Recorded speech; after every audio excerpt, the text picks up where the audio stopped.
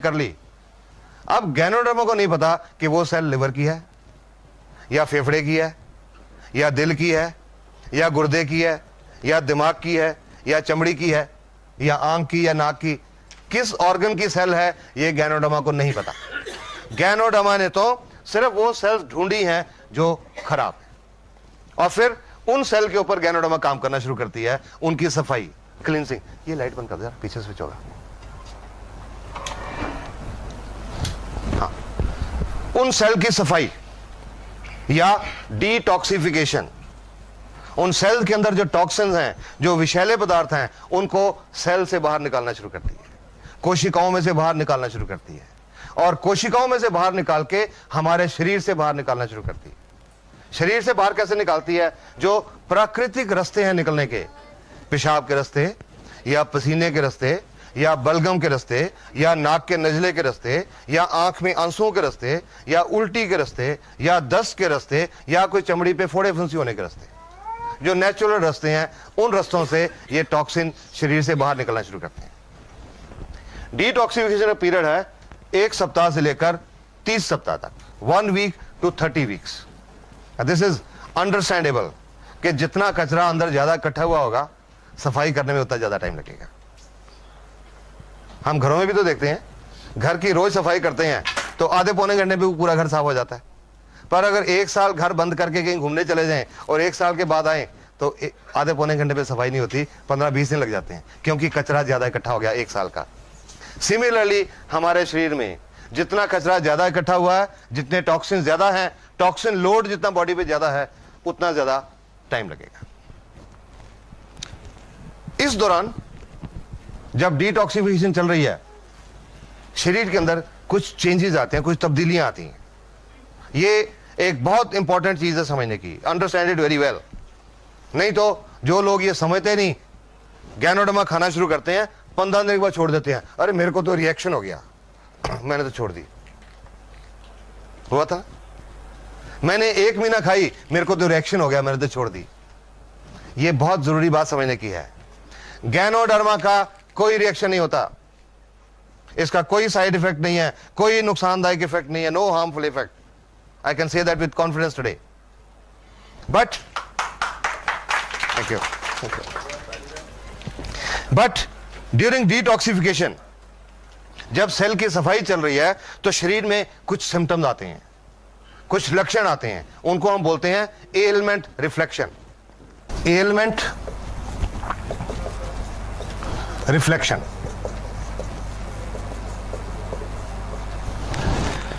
जो शरीर के अंदर बीमारी है, जो एलिमेंट है, वो किसी रूप में बाहर आती है, किसी रूप में रिफ्लेक्ट करती है। एलिमेंट रिफ्लेक्शन, कुछ उदाहरण बताता हूं आपको। किसी का लिवर खराब है, जिगर खराब है, जब गैनोडर्मा लिवर की सेल के ऊपर, जिगर की सेल के ऊपर काम करना शुरू करती है, उनकी सफाई शुरू करती है, आंखें लाल हो जाती हैं। आज कई मरीज देख चुका है, अजी क्या दे दिया आपने, मेरी तो देखो आंखें खराब हो गई। शुरू में मेरे माताजी ने भी मेरे को यह कहा था। जब मैं ठीक हुआ तो मैंने अपने मम्मी डैडी को, बीमारी नहीं, just as a health tonic खिलाना शुरू किया। वो खिलाने के लगभग 20-22 दिन के बाद एक दिन मेरे माताजी ने सुबह मेरे को उठा दिया 6 बजे, ये देख मेरे को क्या दे दिया, तेरी दवाई ने आंखें खराब कर दी, रिएक्शन कर दिया, तेरी दवाई ने क्या दे दिया मेरे को आंखों के डॉक्टर के पास लेके चला। आज देखा मैंने, आंखें बहुत लाल थी, दे वर फायरी रेड, बहुत लाल थी। अब आंखें लाल क्यों है मुझे पता था, गैनोडर्मा के बाद आंखें लाल क्यों होती हैं, something wrong with the liver. फिर मैंने अपनी माताजी की पुरानी हिस्ट्री सोची सारी, 30-32 साल की। 30-32 साल से मेरे माताजी को पेट में थोड़ा दर्द रहता था और कॉन्स्टिपेशन, कब्ज रहती थी। बड़े अल्ट्रासाउंड, बड़े एक्सरे, बड़ी दवाइयां, बड़े मेडिकल स्पेशलिस्ट, ये प्रॉब्लम हल नहीं हुई। तो मैंने माताजी को कहा कि डॉक्टर्स आपकी बीमारी नहीं पहचान सके, आज गैनोडर्मा ने पहचान ली। Your liver is not working. कोई आंखों के डॉक्टर के पास नहीं जाना, कोई दवाई नहीं डालनी, सिर्फ पानी पियो ज्यादा, ताकि डिटॉक्सिफिकेशन जल्दी हो जाए।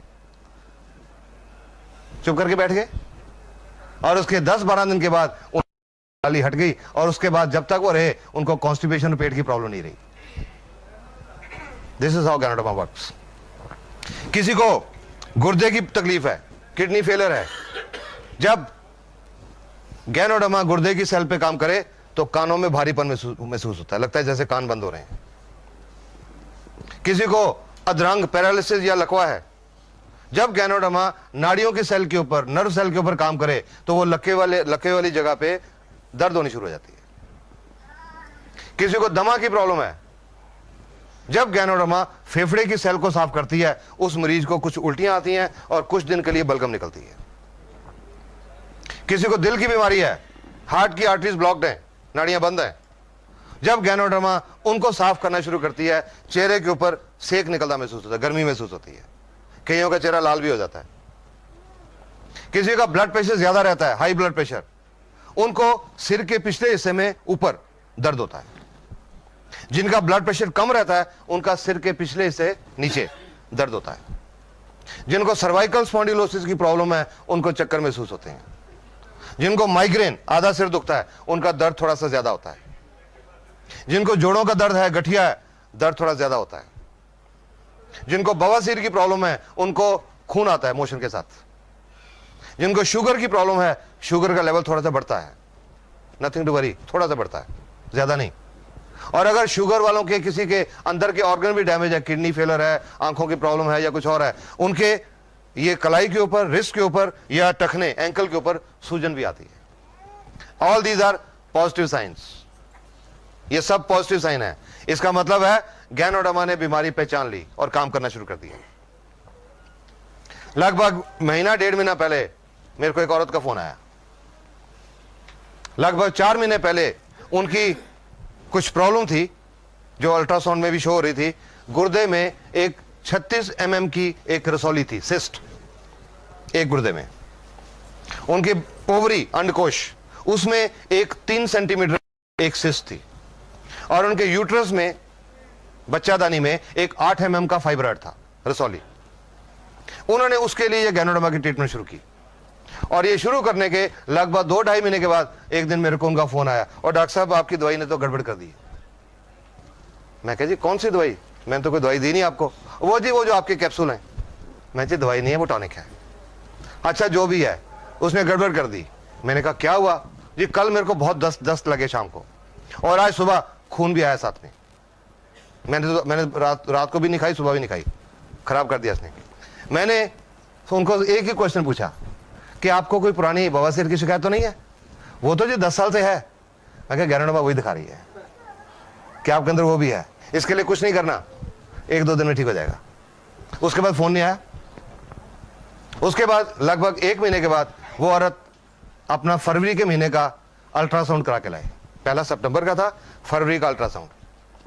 उस अल्ट्रासाउंड रिपोर्ट के मुताबिक जो ओवरी में सिस्ट थी वो अब नहीं थी, जो यूट्रस में फाइब्रॉइड था वो अब नहीं था, और गुर्दे में जो 36 mm की सिस्ट थी वो अब 20 mm रह गई थी। About 3.5 months। तो मैंने उनसे पूछा कि जी आपने उस दिन फोन करके मेरे को कहा था, आप घबरा गए थे, तो आपने उसके बाद मेरे को बताया नहीं। कहते जी आपने बताया था 1-2 दिन में बंद हो जाएगा, दूसरे दिन बंद हो गया, कुछ नहीं करने की जरूरत पड़ी। And now she is so happy. So ganoderma दिखाती है कुछ अंदर, आपके पूरा स्कैनिंग करके एक पहले लिस्ट बनाती है कि आपके अंदर ये है, ये है, ये है, ये है, सारी बीमारियां ढूंढ के बताती है। और वो किसी रूप में बताती है एलमेंट रिफ्लेक्शन। इसका जो एलमेंट रिफ्लेक्शन का जो पीरियड है, एवरेज पीरियड 1 सप्ताह से लेकर 3 सप्ताह तक है, 1 week to 3 weeks। ये एक एवरेज पीरियड है। किसी को कम भी होता है, किसी को ज्यादा भी होता है, पर एवरेज 1 सप्ताह से 3 सप्ताह तक। ज्यादा खास तौर पे उनको होता है जिन लोगों ने स्टीरॉयड बहुत खाए होते हैं। Steroids, Wysolone, dexamethasone, betamethasone. कोई आप लोग जानते हैं स्टीरॉयड क्या होता है? बहुत हार्मफुल चीज होती है, बहुत नुकसानदायक चीज होती है, और आज की दुनिया में लोगों ने बहुत खाए होते हैं अनजाने में। जानबूझ के नहीं खाते, अनजाने में। कैसे? एक आदमी को जोड़ दुखते हैं 20 साल से, एक एग्जांपल ले रहा हूं, जोड़ दुखते हैं 20 साल से, हर डॉक्टर को दिखा लिया, हर अस्पताल को दिखा दिया, और उन्होंने कहा जी आपका ये गठिया है, ठीक नहीं हो सकता। बैठ के घर में एक अच्छा दोस्त उनका आया, अरे मेरे को पता लगा फलां जगह के पे एक वैद्य है, देसी पुड़ियां देता है, उससे बहुत लोग ठीक हो गए। तो आदमी जाता है उनके साथ, वो वैद्य जी देख के ये लो जी महीने की पुड़ियाँ ले जाओ, वो दो दिन पुड़ियाँ खाते हैं, दर्द बिल्कुल ठीक हो जाता है। वैद्य जी की बल्ले बल्ले हो जाती है, ढिंडोरा पिट जा रहे, बहुत बढ़िया वैद्य हैं। 30 दिन वो पुड़ियाँ खाई, बिल्कुल ठीक रहे, कोई प्रॉब्लम नहीं, उसके बाद छोड़ दी पुड़ियाँ, और 72 घंटे के बाद 3 दिन के बाद दर्द पहले से ज्यादा बढ़ गया। फिर वापस गए वैद्य जी के पास, उन्होंने फिर महीने की पुड़ियाँ दी, महीना ठीक रहे, जब छोड़ी 3 दिन के बाद फिर दर्द बढ़ गया, फिर पुड़ियाँ ली और वो पुड़ियाँ फिर चलती रही। और अंत में क्या हुआ, वो बात होती है कि मैं कंबल छोड़ना चाहता हूं, कंबल मुझे नहीं छोड़ता, वो शरीर को लग जाती हैं, उनमें स्टीरॉइड्स होते हैं, शरीर को लग जाए उसके बिना फिर शरीर चलता नहीं। और ये जो स्टीरॉइड हैं ये सफेद मोतियां पैदा करते हैं, कैटरेक्ट, पेट में अल्सर पैदा करते हैं और गुर्दे फेल हो रहे हैं। जब से अब गैनोडर्मा का काम शुरू किया, मेरे पास किडनी फेलियर के बहुत पेशेंट आ रहे हैं, और मैं समझता हूं, और उनकी मैं हिस्ट्री में गया तो मुझे लगा बहुत उनसे ज्यादातर लोगों ने कुछ देसी पुड़ियां खाई हुई थी, गुर्दे फेल हो जाते हैं। तो जिन्होंने ये स्टीरॉइड खाए होते हैं उनका एलमेंट रिफ्लेक्शन पीरियड थोड़ा ज्यादा हो जाता है, पर ठीक हो जाते हैं। हर एक को शुरू में मैं यही राय देता हूं, किसी को गैनोडर्मा की ट्रीटमेंट जब शुरू करें तो जिससे भी आप ले रहे हैं उससे ये पूछिए कि मेरे को ये प्रॉब्लम है, ये बीमारी है, मेरे को क्या निशानी आएंगी, सो दैट आप उसके लिए मेंटली प्रिपेयर्ड हो। कई लोग मेरे को ये भी कहते हैं जी उनको बता दिया पहले कि गठिया है, आपको दर्द बढ़ेगा, तो वो तो लेगा ही नहीं हमसे। तो मैंने कहा वो बेटर है, बता के आपने बता दिया कि दर्द बढ़ेगा, ये अच्छी निशानी है, वो कहे मैंने नहीं लेनी, वो बेटर है, इसकी बजाय कि आप उसको नहीं बताओ, 15-20 दिन का दर्द बहुत ज्यादा हो जाए तो वो आपको भी ब्लेम करे और गैनोडर्मा को भी ब्लेम करे कि इसने तो खराब कर दिया। इट इज बेटर कि पहले से बताओ। तो मैं हर एक को बताता हूं। एक औरत आई थी मेरे पास लगभग 1.5 साल पहले, गठिया था 5-6 साल से, देसी पुड़ियां खा रही थी बहुत देर से, 2-3 साल से देसी पुड़ियां चल रही थी। तो मैंने उनको बोला था आपका ये जो एलमेंट रिफ्लेक्शन है, दर्द बढ़ेगा, बाकियों के मुकाबले में ज्यादा बढ़ेगा, ज्यादा देर तक रहेगा, आप इसको टॉलरेट करेंगे तब शुरू करिए। वो जब औरत आई थी, चल के आई थी, लाठी लेके चल रही थी, मुश्किल से चल रही थी, साथ में 2 आदमी उनके रिश्तेदार साइड में चल रहे थे कि अगर कहीं पैर फिसल जाए तो उनको संभाल लें।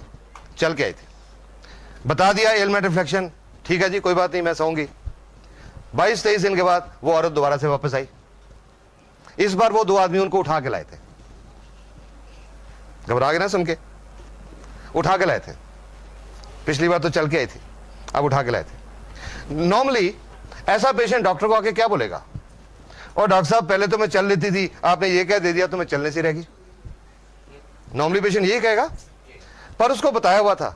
जब मेरे एग्जामिनेशन टेबल पे लिटाया तो वो औरत पता क्या बोलती है, कहते हैं डॉक्टर साहब इसका मतलब इसका असर शुरू हो गया, क्योंकि पता था उनको असर शुरू हो गया। मैंने उनको एक बात बोली, आपका ये जो पॉजिटिव एटीट्यूड है आप जल्दी ठीक हो जाओगे। और उसके 1.5 महीने के बाद वो कनाडा की फ्लाइट लेके गई, और अब कनाडा से उनको देख के, और उनको कनाडा में चलते फिरते देख के कुछ लोग पटियाला पहुंचे, उनको चलते फिरते देख के। She is a mobile model, she is a walking publicity for ganoderma. DXN को कोई टीवी के ऊपर इश्तिहार देने की जरूरत नहीं पड़ती, अखबारों में इश्तिहार देने की जरूरत नहीं पड़ती, चलते फिरते लोग ही एडवर्टाइजमेंट है। सॉरी, ये इंपॉर्टेंट चीज है समझना, एलमेंट रिफ्लेक्शन, इससे घबराना नहीं है, it's a good sign. Ganoderma has started working. इस दौरान जैसे मैंने जोड़ों के दर्द बताया, अगर दर्द ज्यादा हो गया कोई पेन किलर खा सकते हैं, नो प्रॉब्लम, उसको कम करने के लिए कोई पेन किलर ले सकते हैं।